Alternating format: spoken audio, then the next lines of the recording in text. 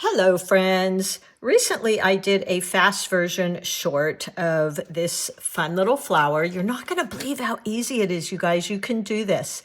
It's using this cat's tongue, which is already in the shape of a petal for you. This is mine in my set, which actually there's a few boxes left. They'll re-release them, I think the 1st of November, so you can just ask to be notified. I will also link A Wonderful Cat's Tongue by Princeton, but this is what I'm using today. I'm also using, make sure you use your 140-pound cold press paper. I just happen to use, as you know, if you follow me, I talk about this all the time. Let's see if I can get the lid, the top here.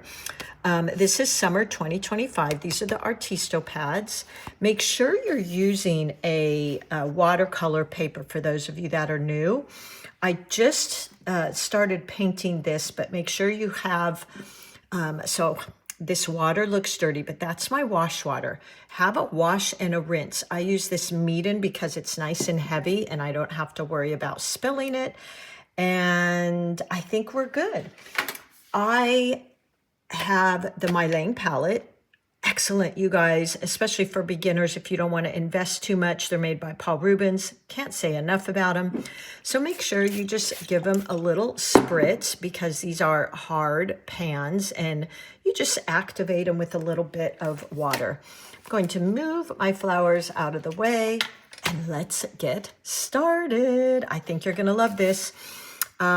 So we're using both the side of our brush like this and the flat, as you can see there. And then for the side, I pressed down and maybe pulled over, kind of dragged my brush to get thicker petals. And then with these, I just use the tip of my brush. All right, so here's my paper. And I've already got in my little Meeden dish here, I put some of that gorgeous rose red, you know we all love.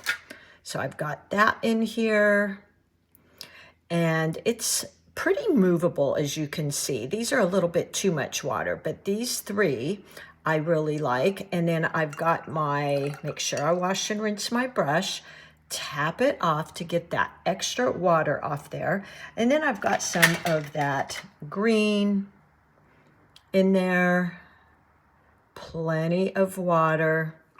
Wash, rinse my brush, tap it off because you'll be surprised how much water comes off. And we're ready to go. I might just add some of that olive green in there. So we have a little bit more of harmony between the leaves and the petals. And let's get started. I think I'm actually even going to add just a touch of my rose red in there.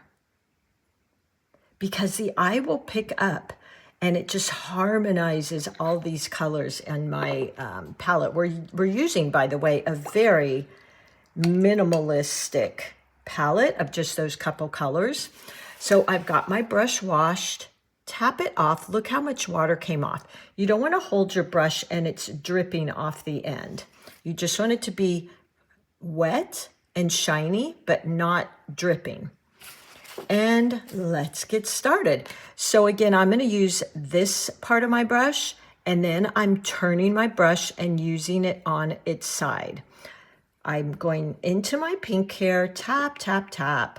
And let's start with that first petal here. So just laying my brush down, tip down, I've got my hand resting here. And I press in and I've got the perfect petal. Now I'm going to use more of the side of my brush. So point, press, and spin around. Point, press, and just these little thin lines. The lighter the pressure, the more it's going to create that thin line. And I just love creating flowers like this. I think it's so fun. Now I'm tapping in straight from my pan to get some of that spread. Let's go ahead and go into our second one here, which will just be a little bud. So play with your brush. You can start, I like to, since it's smaller, use the side of my brush. And this is what I love about this brush. You can get small, thin lines, and you can get these wide lines. Now we'll go over here for our third flower. Same as we did here. Press down, use the tip to kind of form it out. And now we start going in there with the side of our brush. The more pressure I put, the wider the brush stroke. And then I want some of these little lines coming out at the bottom, maybe up here. Look at that. Isn't that fun? And while these are still wet, I'm going to wash, rinse, scrape it off, dot it on my towel so there's no drips. And now we'll go into that green, tap, tap, tap, and let's start just thin, light pressure. This is where brush strokes, and you can check out my video on warm-ups, thick and thin lines, and we just start pulling this out. I like to make my stems kind of curvy and fun. Now we're going to go into those leaves, which are so easy. You can pick up some of that dark green, some of that light green, and let's just start tap, tap, tap, creating longer ones, thinner ones, not too much. We want to keep it relatively simple. Maybe one big one here. So just more pressure.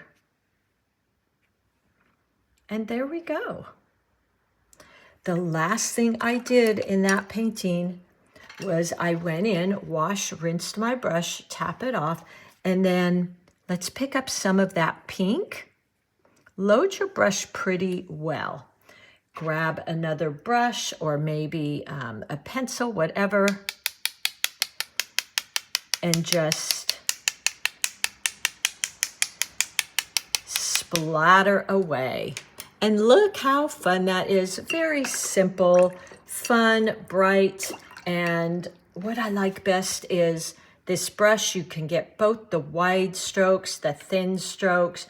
You can kind of get it all. So I hope you'll give that a try, and I thank you to whoever that was that asked me to paint this. So much fun. I love this little brush, and I'll be right here reminding you, you are an artist. Hop on over to Patreon if you want to share your painting with us over there. That's one of the reasons I started that, so we could see each other's paintings. And I just want to take a minute to thank you all. Without you, this channel would be nothing.